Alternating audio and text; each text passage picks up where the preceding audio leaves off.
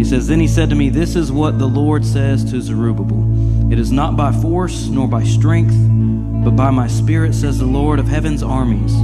Nothing, not even a mighty mountain, will stand in Zerubbabel's way. It will become a level plain before him.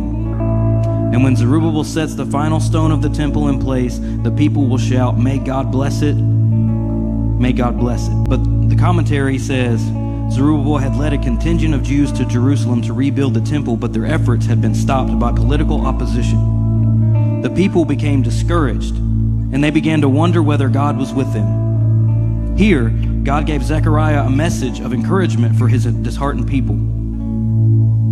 They needed to remember that success was not the result of human strength or ingenuity, but a fruit of the Holy Spirit's power.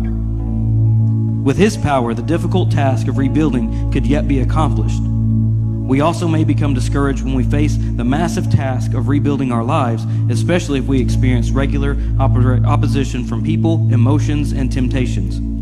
The task may seem big to us, but God's power is more than sufficient to bring full redemption and restoration to our lives. But we need to remember that our success is not a result of our strength, our ingenuity, or our station, or our income,